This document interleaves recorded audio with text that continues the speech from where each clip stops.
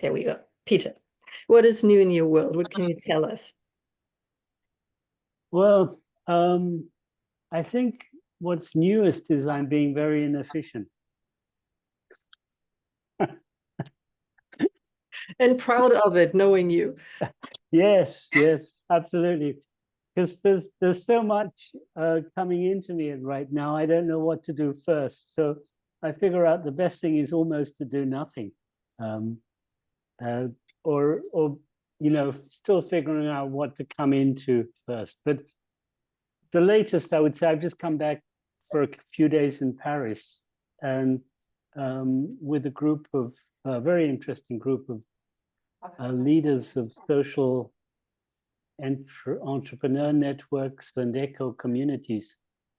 And maybe one of the latest things, which will also interest you, but maybe some other people, they tell me there, I didn't know this, that the source work is kind of going viral there in these communities, that everybody's talking about source. And I have a kind of mixed feeling about that because, of course, I'm very happy that it's spreading. But on the other hand, I'm getting some messages that people are treating source like, instead of being the boss, I'm now the source, but it's the same sort of thing. So it's a mixed kind of message I'm getting, but I have a feeling I'm quite confident that we have a strong enough foundation to be able to deal with what's happening there. So that's my very, very latest, if you like, on one level. The other thing is I'm very focused now, as much as I can be, on the preparations for the first International Summit of Summits in Japan in September. And most of my thinking, or so much of my mind, is going into that right now. Thank you, Peter. So that's quick check-in. And lovely to see all the faces here. Yes, really lovely to see all the faces. And actually, looking at the list of participants today, there are a few people here that I haven't seen before personally. So maybe I will track back for just a second, give you a brief introduction for those of you who may not be fully familiar with what we're up to here. So as you hopefully know, Peter Koenig is the father of what we call the source on the money work, which he summarizes as Peter Koenig systems. And the source work very much relates to creative authorship, and any responsibilities and rights that go along with being the source of an initiative. And the money work is looking at money as an entry door, really into reclaiming our shadows so that we can flow in life with and without money and fulfill whatever we deem our purpose is, or what we love to do with and without having money, and a process to get there, which is the money work process. And for those of you who don't know me, my name is Nadjeschda Taranczewski. I'm the founder of ConsciousU. We design and deliver blended learning coaching programs online. And one of the programs I co-wrote with Peter during COVID, which is CU Money, and focuses on the money work. So for those of you who are new here, I hope that was enough for you to be in the picture fully. Fantastic, Nadia, at 6 o'clock in the morning. I'm proud of that too, because honestly, I had this nightmare about the call today, because in my call, nothing worked. Like my Zoom didn't work. I couldn't find any of the right buttons. I was completely lost. So this is going already much better than anticipated. Peter, when you look at the list of people who are here today, how many of them do you know of, just to get a sense from you? I'm looking at the list and the faces. Maybe a third, actually, I think. Okay, then I tell you guys what. Third to a half, also, yeah, doesn't know that many of you. I'd love to do a very, very brief check-in in small groups. It's not going to be very long, so you'll have like 6 minutes or something, just to say hi, to have had your voice in the room once, and to express to the other person in your room, why are you here? What brought you here? Who do you know in this space? What is sort of interesting to you when it comes to the topics of money and source? And let me just make sure that I'm not putting Peter anywhere he doesn't want to be right now. And you will get just a few minutes to share that with somebody else. And then after I have put in the right time, no, not 30 minutes, you get 6 minutes. So you are in groups of 3, most of you will have 2 minutes to talk about this per person. Yeah, make sure that everybody gets a short say in this. Yeah, and just come back with some questions, with some things you're busy with some interest, because that's how we fill the Ask Me Anything. See you in 6 minutes. Oh, Nadia. Terrible. So I'm closing. Hi, Bianca. Oh, Bianca is gone. So take a moment while everybody else is getting back from the breakouts to also think about what are your questions when it comes to Carrie, for you, probably money work. Julia, I don't know what you're busy with right now, but yeah, because this is the purpose of the Q&A, is that we will ask, as we say in German, a hole into Peter's belly. Oof. Oh. You can take it. Okay, people are coming back. Amazing. So beautiful people, what is cooking in you? We want questions, we want comments, we want experiences of what's going on with money or source work in your lives and projects and initiatives right now. What are you observing? Or anything in the world, of course. Okay. Okay, so while people gather their courage, let me share a little bit about where Peter and I recently met, because Oh, as yes. we hardly meet ever in person, because I'm in Berlin normally, he's in Switzerland, but we recently had dinner in Tokyo together, as one does.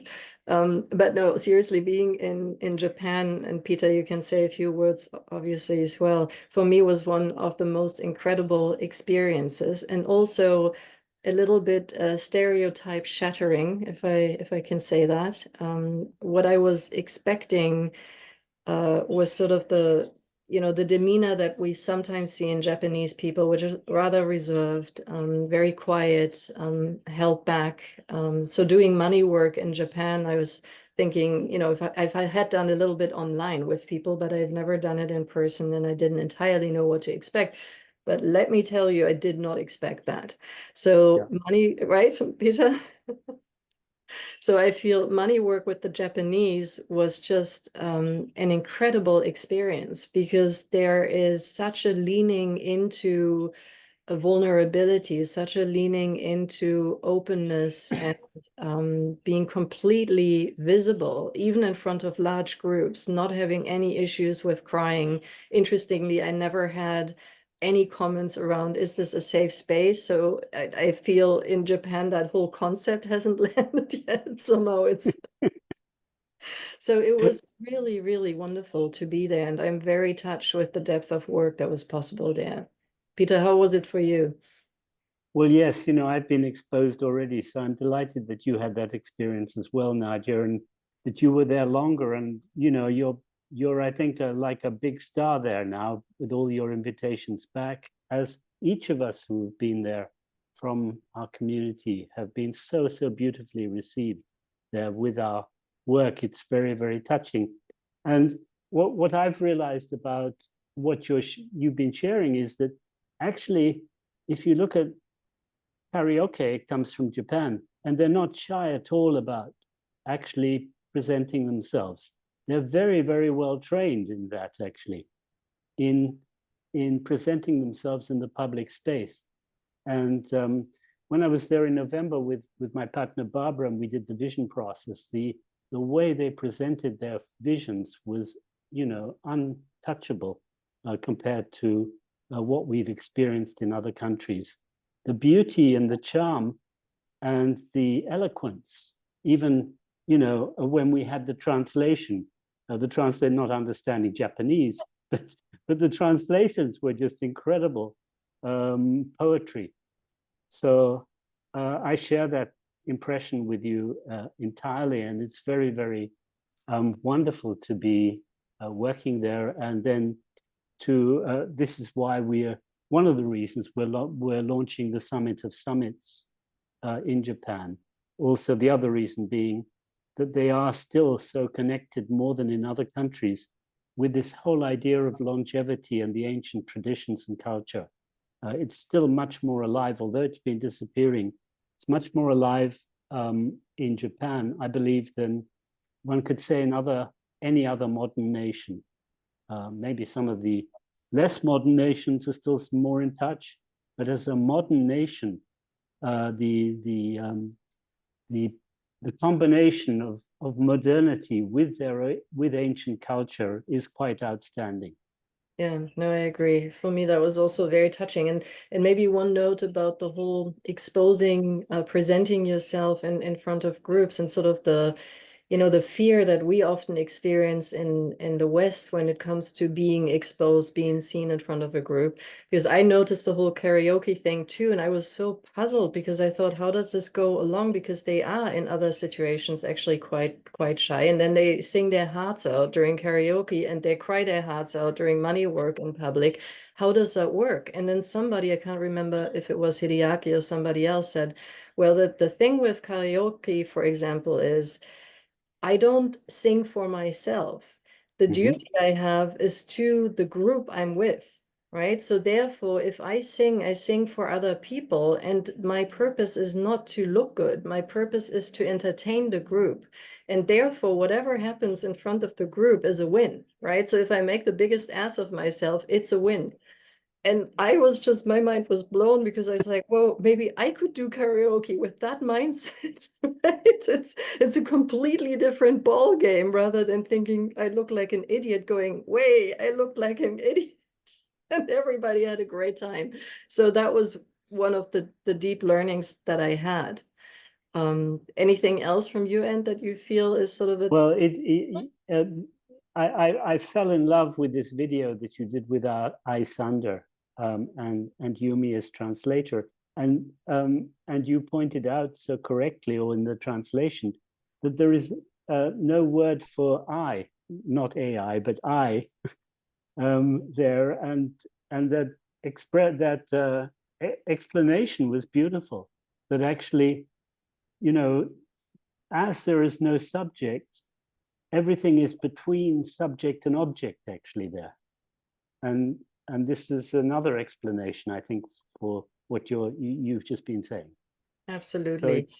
Yeah, so for everybody, I'll figure out if I can find the link to the interview that I did for a recent newsletter. Otherwise, stay tuned because we will publish the newsletter, not just in the newsletter format that we sent out yesterday, but on LinkedIn as well. And I think it's a really worthwhile interview to read because Sanda is a friend of Peter's as well, and she's doing amazing work with communities in Japan and helping communities to transform from a position of longevity and this notion of what could we say in 100 years if we looked back, what we changed today really made a difference, and how do we get people to a place where they make decisions from that perspective, which I think is, you know, given that in the West we're mainly dealing in quarters now, is really quite extraordinary. Okay, but this was enough talk from our side. What are the questions that you have? What are the comments? And there's some Annalisa. Yes, I have a question on source work. I've learned that the values never change. The vision may change, but the values don't change. And on the other hand, the Claire Graves model says every level has values and we develop through the levels changing our values. And I'm a little bit puzzled about that. Maybe you can help me, Peter. Well, I'm not an expert on Claire Graves and spiral dynamics, but there are some parts. You know, we're dealing there with Claire Graves with a theoretical model, and the source work is not a theoretical model. So there is a difference, and there are some differences between spiral dynamics and other models as well.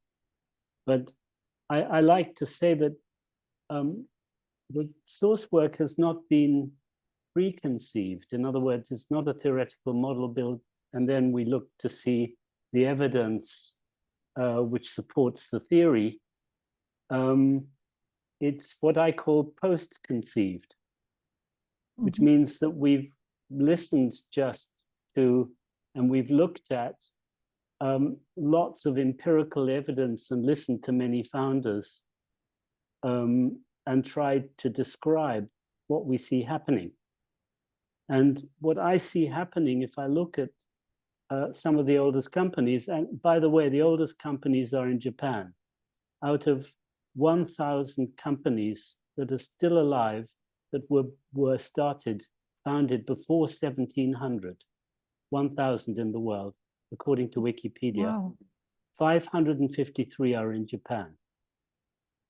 And you can go and research there. I'm sure the values that were in these old, enterprises, it's the values that are actually transported from one generation to the next generation. So if there are good successions, that would be my condition. If there are good successions in the enterprise, the values don't change because it's the values that are handed over from one generation to the next, as they would be, for example, with indigenous peoples. The values don't change. The vision changes and develops and evolves, but not the values. That's my take. Okay. When Frederic Laloux describes self-organizations, I read that they change values, but maybe we have deeper values. No, I mean, Frederick's, I don't know if you've seen Frederick's quotations. People are quoting him right now. He's a good friend, by the way. He says he wished he'd seen got to the source work before writing the book. So there are some things that he may have wanted to change if he was rewriting the book. I don't know if this is one of them. But do you have, let me turn back the question to you, Annalisa. I mean, do you have experience of values changing where there have been successions? I think about a company called Semco in South America. It was, they had about 40 people and a strong hierarchy and just one type of product. And then the son of the founder took the company and he changed to self-organization within 10 years. And in between, it changes to a big network of small companies. And for me, and they have a bright, product line. Really a lot of changes. Yes, so there may be changes in the organization, but the thing to look at in terms of what we're talking about, did the values of his father actually change when he made the changes in organization? So I'm not, the underlying, what we're looking at is the underlying raison d'être for founding the company. Why was the company founded? I give you an example. There's a bank in Canada called Desjardins. It's one of the big banks. And if you look up the history, if you look up the company, when I last looked it up, and it's a few years ago, I don't know if it's the same, but they very clearly went all the way back to the founder and told the history of the founder, and you could actually read why he founded it. It's like Crédit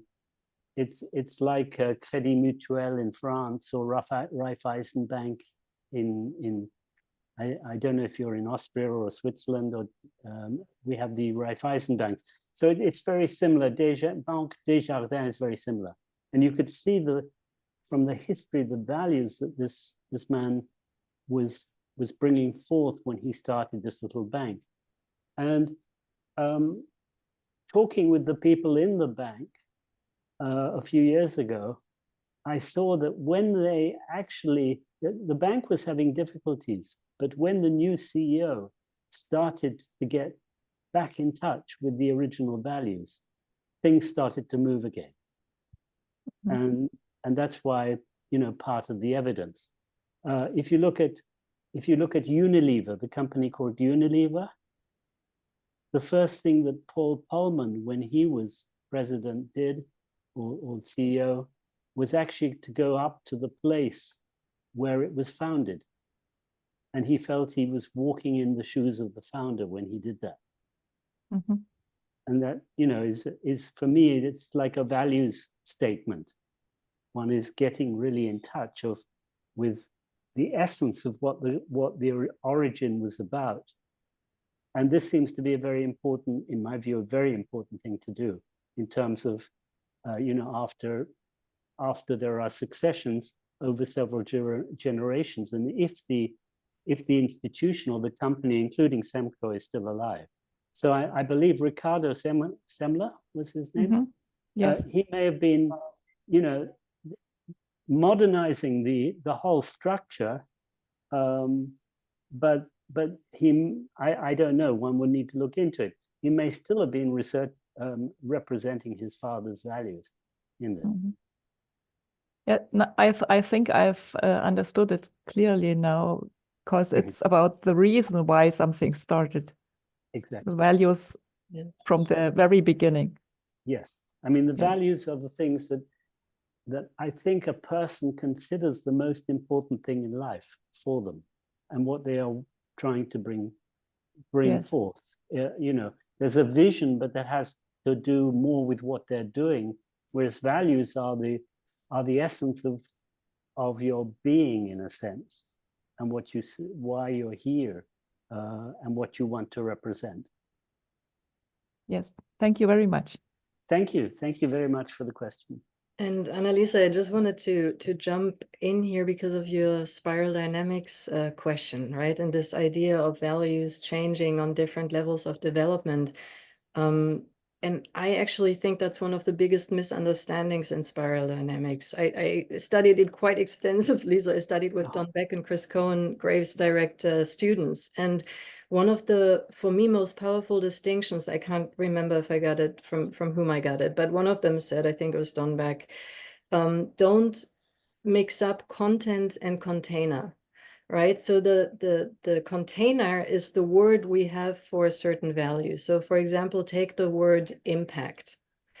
That's the container, but the content shifts slightly. It is a process of maturation from level to level. So, if I'm defining impact from a sort of blue DQ values lens, I get a very different definition than when I define it from orange or yellow or turquoise, right? So it matures with time, over time. So there's a deepening of an understanding of what impact actually means. And I think in the example of Semco and Ricardo Semler, that might have been exactly what happened there, right? So maybe to build a company that provides amazing products and lasts. I don't know if that was a founding statement, right? But that could have looked very different when Ricardo Semler's father founded this company to when his son took over and realized we need to be a completely different company to fulfill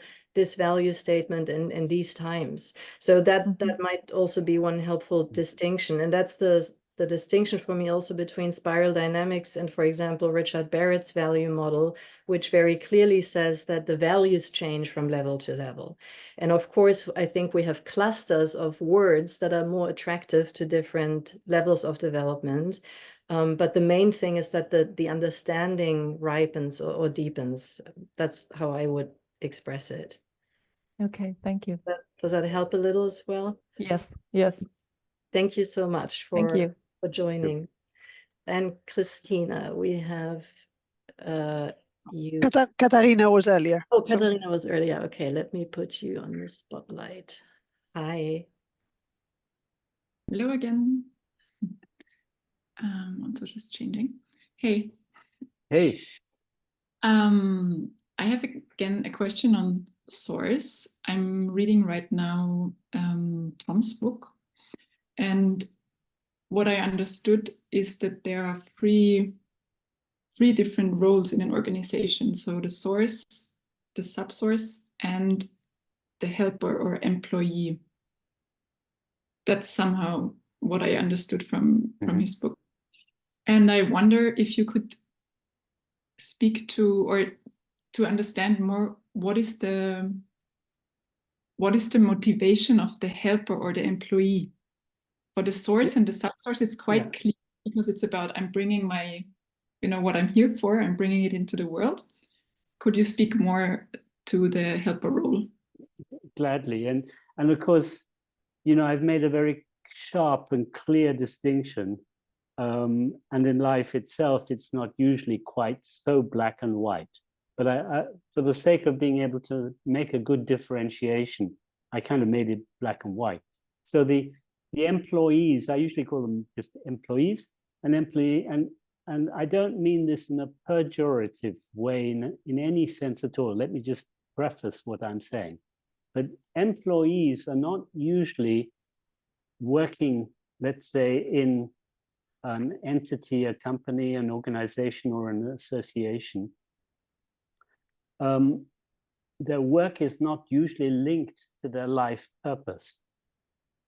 A specific source is there in the entity with their vision and their purpose, and they're passionate about what they're doing because it is advancing what they want to be doing or what they're called to do in life. Now, an employee is usually there, let's say, the cliche, 9 in the morning till 5 in the afternoon, in the evening, to receive money, to so-called earn their living or earn their existence or gagner la vie, or however it is in different languages, with a view to then going home and then doing something which they might enjoy, or at the end of their working life, then to go and have a pension and then be able to retire. So it's a very different mindset related to work. And the two areas need very different kinds of management. In other words, for specific sources, they are self-motivated, and ideally, you don't tell them what to do. You encourage them to get on with realizing their visions within your field. But with employees, they're not there for their life purpose or for your purpose for any. They're there to actually usually to earn their living, earn money, and then to go home. And so they need to be told what to do. They need to be directed. So that's the main thing. Now, I'm not saying, in my sense, ideally, we have people around us who love doing the work that they're doing and are living their life's work. But, in some situations, it's impractical. It's really good to have some people who you can just pay money to do odd tasks. And generally speaking, it makes sense because people are at different levels of consciousness, and some people are just simply not ready yet. Many people are not ready yet to live their calling. So that, we do tend to have usually this kind of mixture. So does this clarify? Is that making things clearer?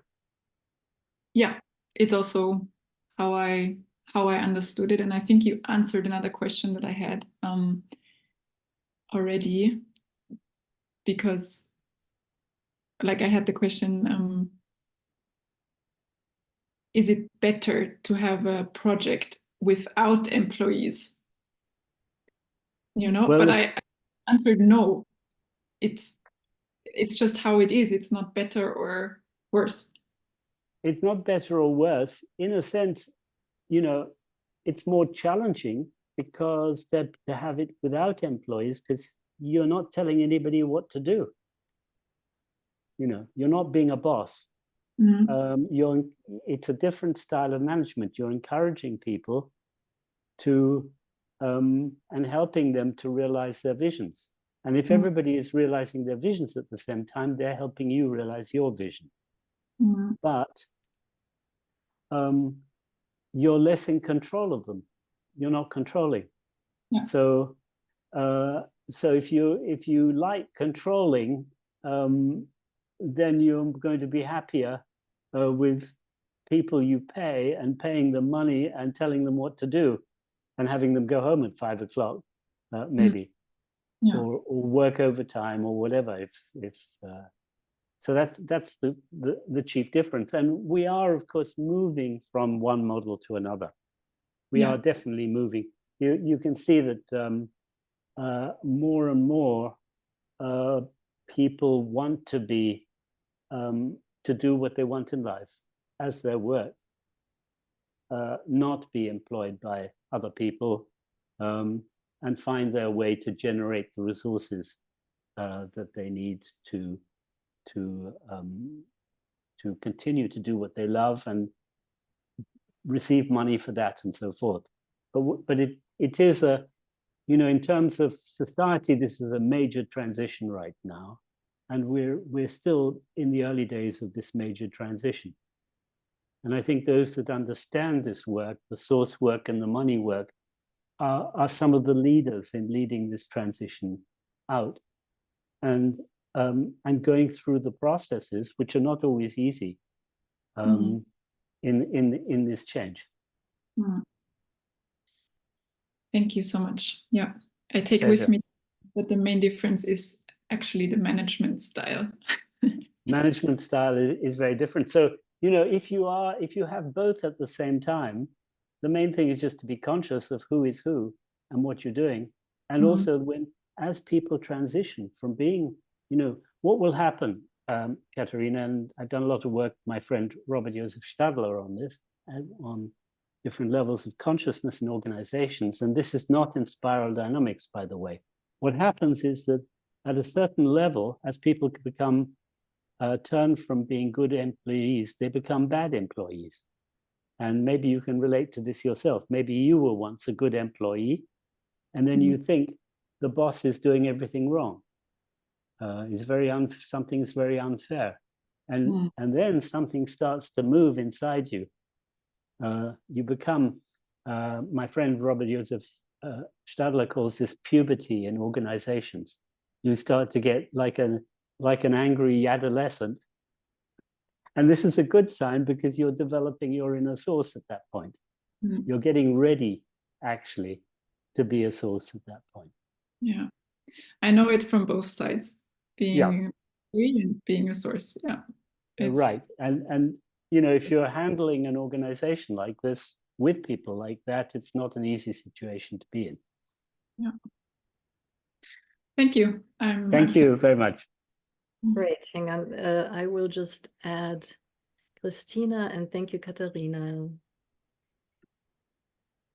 Peter, I have a comment on cooperatives, and I had a conversation with one of my friends who actually works in a cooperative, and a few years back, she had some issues, health issues, mental health issues, and the company started a program to do group therapy with the view of reducing, well, that's my assumption, reducing the absenteeism. And so I made the link between what you usually say about the quality of the key KPIs and the cooperatives, right? When the cooperatives are losing the source and they're not linked to the source, and they're actually looking at KPIs like the absenteeism, and they're trying to take care of their employees through these therapy. So it's well-intentioned therapy sessions, but in fact, they're looking at one KPI, which is absenteeism, and they're not letting the freedom to the people to develop and go through their own processes. They're putting them through a process that has the intention for them to come back to work. And so maybe you could clarify a little bit about what you you mean when you talk about the quality of what we are measuring, the quality of the indicators, because I think that could be helpful. Oh, thank you, Christina. I'm not sure if I've ever mentioned the measuring anything. Have I? In discussions that you and I have had, yes, we have had discussions around how it's important to be aware of what we are measuring. Are we measuring smiles per hour? Oh, yeah. Are we Okay. measuring? Are we measuring revenue? Are we measuring absenteeism days? Yeah. What is it that we are measuring? When we are measuring absenteeism days, it looks to me that we are looking at, you know, something very transactional, whereas we are looking at per hour and how people are thriving in an organization. We are probably looking at something very different qualitatively. Yeah. Well, you know,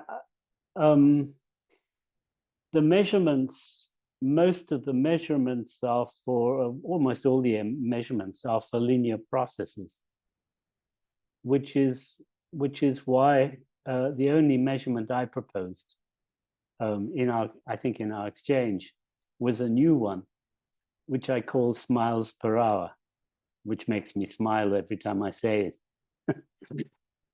And I think it's a very interesting one because I think it is measurable to walk into a room and see how often people are smiling. But of course, it's not measuring any kind of direct performance. It's more like measuring the atmosphere in the room, and so it would be measuring something which is likely to lead to more performance rather than the direct performance itself. And it would mean if somebody is taking a nap and smiling, and not doing nothing and smiling, this will be increasing the performance as well. So it's not measuring any kind of direct result. So that would be my kind of comment to that. Otherwise, I think, except for linear production processes, the measuring instruments are can be very destructive, actually. And this is, I think we will see that more and more as we are changing more and more from production of material goods to services, to virtual processes, etheric kind of processes, and towards spiritual processes. I think you know these linear measurements, if we insist on them, are not going to be work well at all. Yeah, that was certainly my friend's experience. Yeah. It helped her afterwards when she got out of that therapy group and started her own work and her own looking at herself, but it didn't help in the moment in the company to reduce the number of days or anything. So yeah, and of course, one of the results which people are really focused on in all sorts of organizations are financial results. Which is and this is interesting because it's a cooperative, right? So they're all owners, and they're all interested. It's a bank, it's a cooperative bank, and so they're all interested in the results. But at the same time, somehow some values, I think, are not respected from the founder and lead to these behaviors. So that would be more challenging in a bank than anywhere else because of I was going to mention the word bottom line, and I think Christina, I've got plenty of evidence of loss-making concerns that are sustainable, but that would be almost impossible for a banker to imagine, I would think. So that would be the weakness there. You mean very longevity? I don't know what the name is in English. long-term long-term companies that sustain with losses. Yeah, exactly. Yes. Sustainable loss-making companies. Exactly. The longest one I found actually is a company which everybody can look up called XOMA, XOMA, which was quoted on the New York Stock Exchange. And I'm not sure where, I haven't looked up where it is right now because its founder has left fairly recently. But for 35 years, it existed without turning a profit. Losses every quarter. Very, very sustainable. And you really have to understand source and money work to understand really how that could be possible. Because it feels, you know, if you look at it with a normal lens, it's completely impossible. But from a source point of view, the founder was always very, very passionate about what he was doing, and was always able to keep on generating, even with investors that kept on losing money. So it just kept on going, kept on going, kept on going. And this is the key, actually. And it's also great if you think about when for your concerns around social Absolutely. the social part, right? I met with a source of an NGO recently who was making losses, and I proposed the money work, and I think it really resonates. We still have to take it to another level, but I think it deeply resonates for people like that to start doing this. This is far more common than people realize, but there's usually shame around loss making and so forth. So it's not something talked about. People are proud to talk about the profits they're making and like to show off that. But there are, there's a body of enterprises out there that are not making profits, that are making losses and doing excellent work. And maybe the time will come when we show up more of these kind of enterprises, and really it's important not to have shame, because the only thing people should be ashamed about in companies, people leading companies should be ashamed about, is if they're not doing the work that they were born for.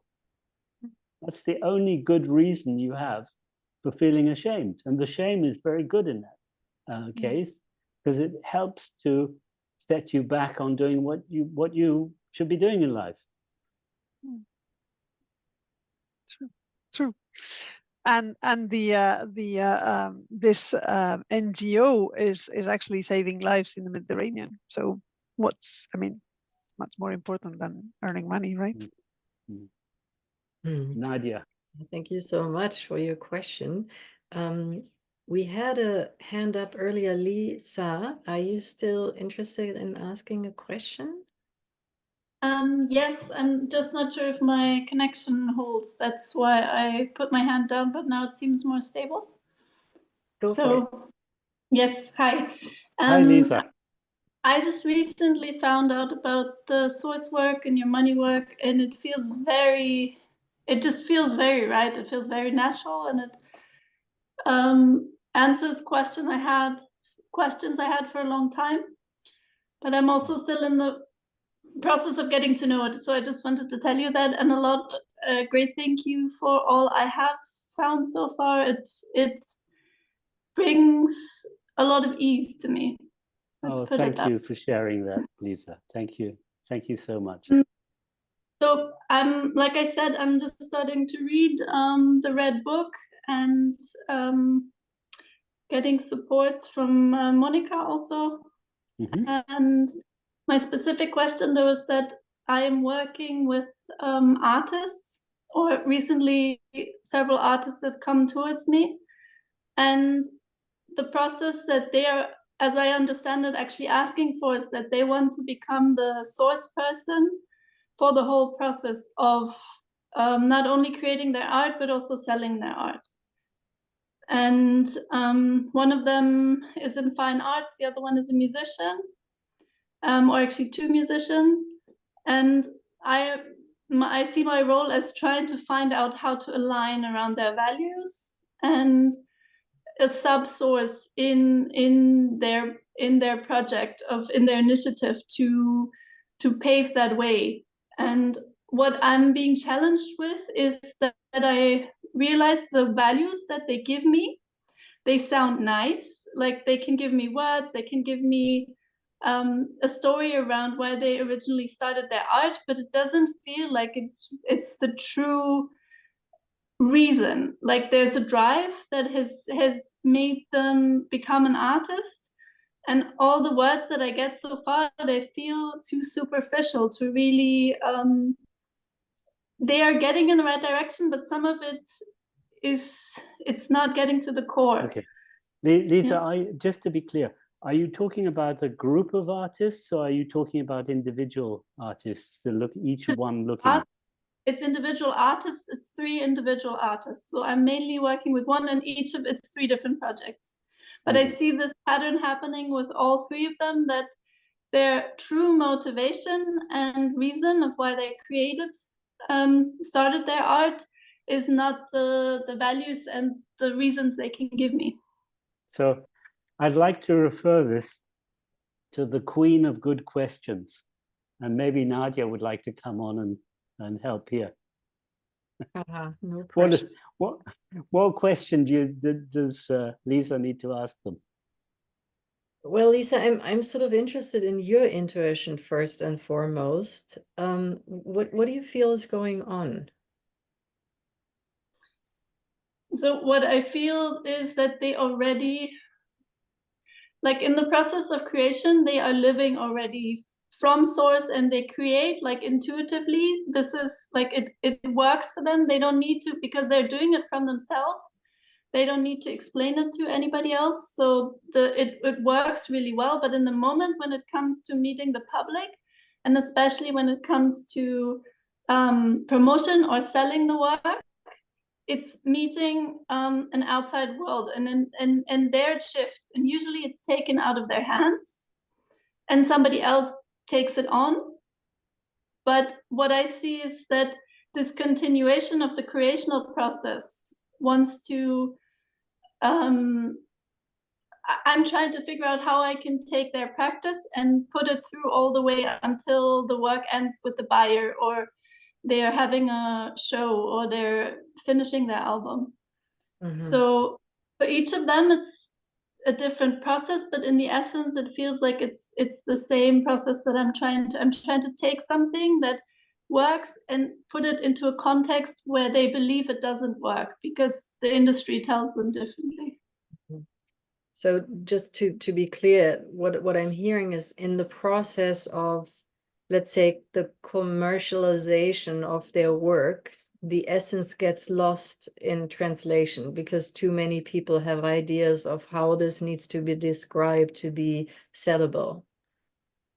Actually, like the main artist I work with, she's really successful. She doesn't have a problem per se selling, but in this area where she works in, the buyers expect her to be represented by a gallery. And she says, no, I'm the artist and I'm taking my artwork all the way through.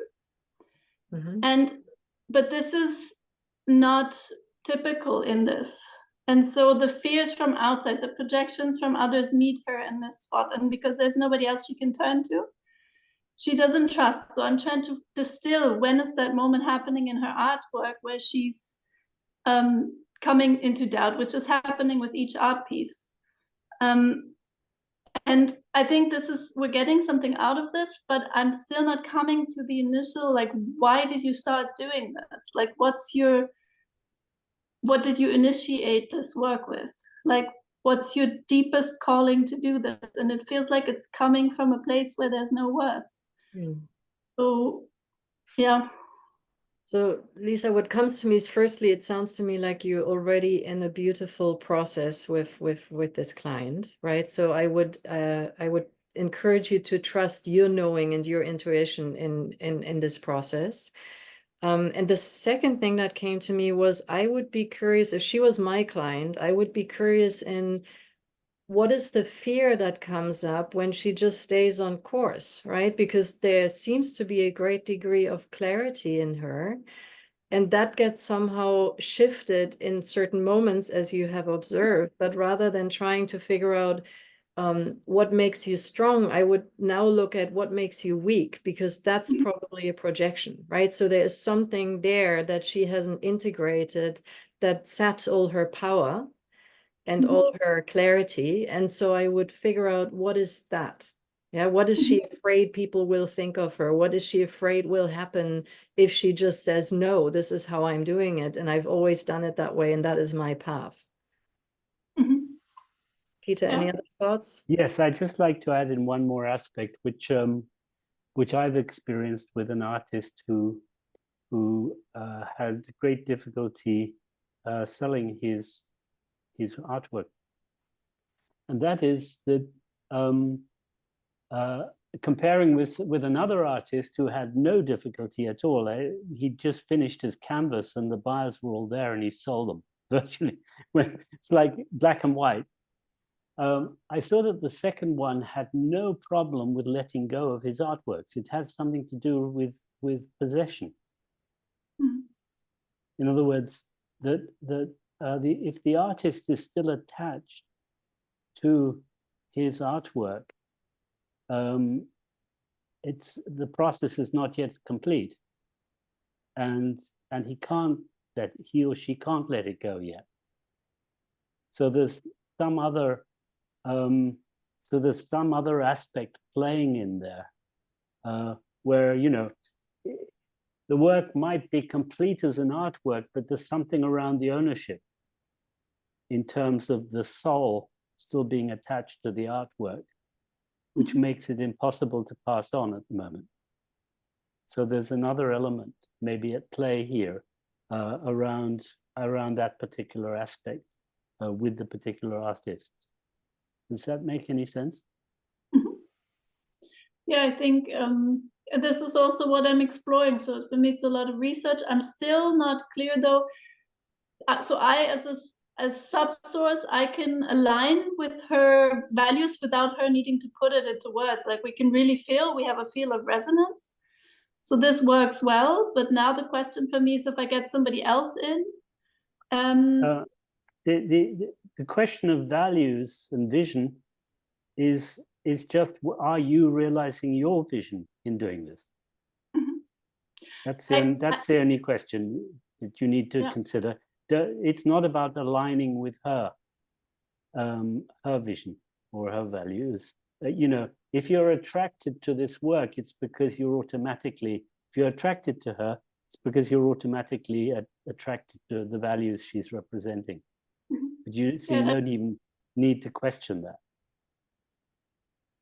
Yeah, that's a good question. So yeah, this is what I'm also currently looking at, and I think this answers. Yeah, so I have the next step is clear. Okay. Thank you so much, Lisa, for that. Thank you, Lisa. Very interesting and great work supporting artists. Yeah. Okay, so we already have 2 minutes past the hour, and first people are leaving the room. So Peter, any last words? I think not. The time has flown, Nadja, really completely flown. It's amazing how quickly these sessions go. I'm touched and happy with the questions we've had and everything that's going on. I hope it's been helpful for everybody else who's been accompanying us in the room. Well, they all stayed, so it couldn't have been that boring. Okay, so for everybody who has been here for the first time, thank you to Peter, of course. And we do this every 6 weeks, so you can come back, and please come back with your questions, because as you noticed, the session really gets rich because of the questions that we get. Yes. And yeah, let's do our little goodbye ritual that we have at ConsciousU. If you would all unmute yourself for a second, and if you can, turn on your video just for this last hooray. And find somebody in the tile next to you, touch hands, touch fingertips. And Peter, you as well. I'm touching Peter, and let's see, Anna, Lisa, I'm tingling. if I can say, can I just say one more thing? No, Yes. I just like while we're touching fingertips, as both Vera and you are here with us, I'd like to just give a little plug for Turning the Tide, which they're running in June. Yes. There's a link in the thread, so have a look at the link. Goodbye, take care, and see you next time. Bye. Bye bye. Thank Bye bye. you. Bye bye. Thank you. Bye.